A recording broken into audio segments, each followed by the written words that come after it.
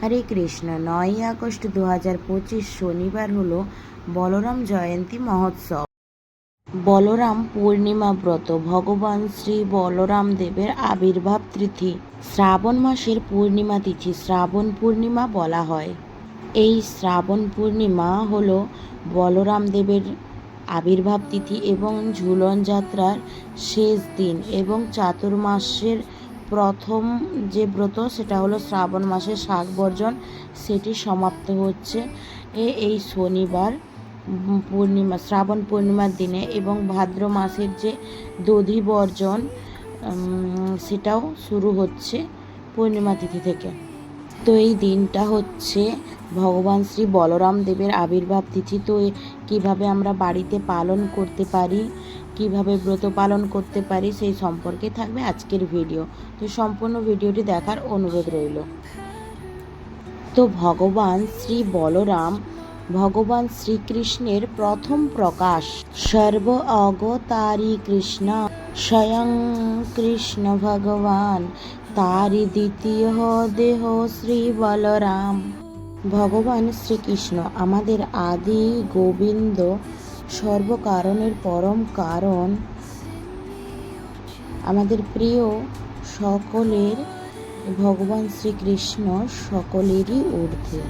তিনি আমাদের আদি গোবিন্দ। তিনি বিভিন্নভাবে বিভিন্ন রূপে বিভিন্ন লীলায় নিজেকে প্রকাশ করেছেন এবং তার প্রথম প্রকাশ হচ্ছে শ্রী বলরাম দেব। তো দাপর লীলায় ভগবান শ্রীকৃষ্ণ আবির্ভূত হয়েছেন ভাদ্র মাসের কৃষ্ণপক্ষের অষ্টমী তিথিতে জন্মাষ্টমী মহোৎসবে, এই বছর 16ই আগস্ট। আর শ্রাবণ মাসের পূর্ণিমাতে ভগবান শ্রী বলরাম বড় ভ্রাতারূপে আবির্ভূত হয়েছেন। শ্রাবণ মাসের পূর্ণিমায় বসুদেব এবং মাতা রোহিণী দেবীর পুত্ররূপে জন্মগ্রহণ করেছেন বা আবির্ভূত হয়েছেন এই শ্রাবণ পূর্ণিমা তিথিতে। সেই কারণে অত্যন্ত মাহাত্ম্যপূর্ণ এই পূর্ণিমা তিথিটি বা এই দিনটি। এই দিন ভক্তরা কমপক্ষে দুপুর 12টা পর্যন্ত উপবাস করেন, তারপর অন্ন বা রুটি প্রসাদ গ্রহণ করেন। কেউ চাইলে পূর্ণ দিবসও পালন করতে পারেন, সেটি যে যার ব্যক্তিগত ব্যাপার, এবং তার পরদিন পালন করতেন। এছাড়াও অনেক ভক্তগণ আছে যারা এই দিনে উপবাস করেন দুপুর 12টা পর্যন্ত, এরপর দুপুর 12টার পরে অন্নপ্রসাদ বা রুটি প্রসাদ গ্রহণ করেন। মধ্যাহ্নকালীন যেহেতু ভগবানের আবির্ভাব হয়েছে, বিশেষ অভিষেক, পূজা, আরতি, মহাআরতি প্রভৃতি হয়ে থাকে, ভোগ নিবেদন হয়ে থাকে। তো এই দিন কি করবেন? এই দিন বিশেষভাবে ভোগ নিবেদন করতে পারেন, আরতি করতে পারেন, প্রাতঃস্নান করতে পারেন, ভোগ আরতি করতে পারেন, মঙ্গল আরতি করতে পারেন। বিশেষভাবে পূজা, চন্দন সহযোগে তুলসী পত্র নিবেদন, ভোগ নিবেদন সমস্ত কিছু করতে পারেন। বিশেষ করে যাদের বাড়িতে বা গৃহে পঞ্চতত্ত্বের চিত্রপট, কৃষ্ণ বলরাম বিগ্রহ বা জগন্নাথ বলরাম সুভদ্রা মহারানীর বিগ্রহ রয়েছেন, সেক্ষেত্রে আপনারা বিশেষভাবে বিশেষ পূজা অভিষেক করতে পারেন। এবং যাদের বাড়িতে শ্রী গৌরনিতাই আছে, ভগবান শ্রী নিত্যানন্দ প্রভু শ্রীচরণে তুলসীপত্র নিবেদন করবেন, কারণ তিনি এই কলিযুগে ভগবানকে প্রাপ্তির জন্য অবশ্যই মহাপ্রভুর চরণে বা বলরাম দেবের চরণে বেশি বেশি তুলসীপত্র এবং পুষ্প অর্পণ করতে পারেন।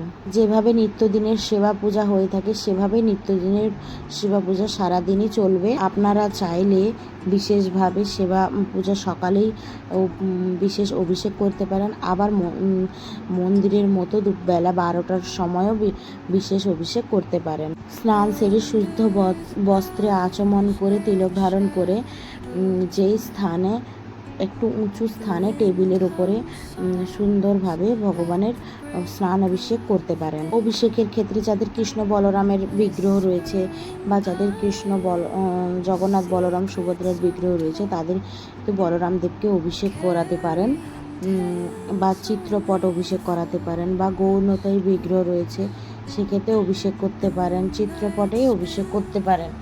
আপনার পক্ষে যেরকমভাবে সম্ভব সেইভাবেই, যেভাবে সামর্থ্য, যেভাবে সম্ভব সেইভাবেই অভিষেক করতে পারেন। অবশ্যই পঞ্চামৃত, বিভিন্ন রকম প্রকার ফলের রস দিয়ে আপনারা অভিষেক করতে পারেন। আপনার প্রেম, শ্রদ্ধা, ভক্তি সহকারে ভগবানের বিশেষ পূজা, অভিষেক ও আরতি করতে পারেন। আপনারা পূর্ণাঙ্গ আরতি করবেন, প্রথমে ধূপকাঠি দিয়ে, তারপরে দীপ দিয়ে, তারপরে জলশঙ্খ দিয়ে। প্রদীপের ক্ষেত্রে আপনি পঞ্চপ্রদীপ হতে পারে বা একটি প্রদীপও হতে পারে। পুষ্প দিয়ে আরতি, রুমাল দিয়ে আরতি, এইভাবে আপনারা আরতি সম্পন্ন করবেন। যথাসাধ্য ভোগ নিবেদন করবেন। এই দিন আপনারা ভগবানের জন্য চুলা ধুয়ে মুছে শুদ্ধভাবে, শুদ্ধ বস্ত্রে এবং নিরামিষ ভগবানের যে আলাদা পাত্র আছে সেই পাত্রে অবশ্যই ভগবানের জন্য বিশেষ ভোগের আয়োজন করতে পারেন। আপনার সামর্থ্য মতো নানা প্রকার ফল, মিষ্টান্ন এবং পিঠা, পুলি, পায়েস, নানা প্রকার সমস্ত কিছু ভগবানকে আপনারা নিবেদন করতে পারেন। তো আপনারা বিশেষভাবে পূজা, অভিষেক, ভোগ নিবেদন করার পরে বেলা 12টা আর পরে আপনারা প্রথমে চরণামৃত গ্রহণ করে তারপরে মহাপ্রসাদ গ্রহণ করবেন, তাহলে আপনাদের পালন হয়ে যাবে। এইভাবে আপনারা বলরাম পূর্ণিমা মহোৎসব পালন করতে পারবেন বাড়িতেই, খুব সহজ সরলভাবে, ভক্তি সহকারে। আবার কেউ চাইলে পার্শ্ববর্তী কোনো ইস্কন মন্দিরে গিয়েও যুক্ত হতে পারেন। বেশি বেশি শাস্ত্র অধ্যয়ন করতে পারবেন, শ্রীমত ভগবদ্গীতা অধ্যয়ন করতে পারেন এবং লীলা মাহাত্ম্য থেকে আপনারা ভগবান শ্রীকৃষ্ণের যে ভগবান শ্রী বলরাম দেবের যে লীলা রয়েছে সেগুলো আপনারা শ্রবণ করতে পারেন বা অধ্যয়ন করতে পারেন। ভগবান শ্রী বলরাম, বল কথার অর্থ হলো তিনি সমস্ত বলের উৎস।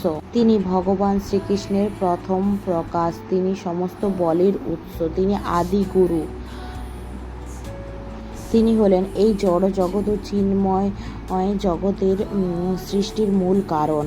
তিনি নিজেও আনন্দময়, ভগবান শ্রীকৃষ্ণের সমস্ত লীলায় তিনি যুক্ত থাকেন এবং ভগবান শ্রীকৃষ্ণের কেও আনন্দদায়ক লীলা প্রদান করেন।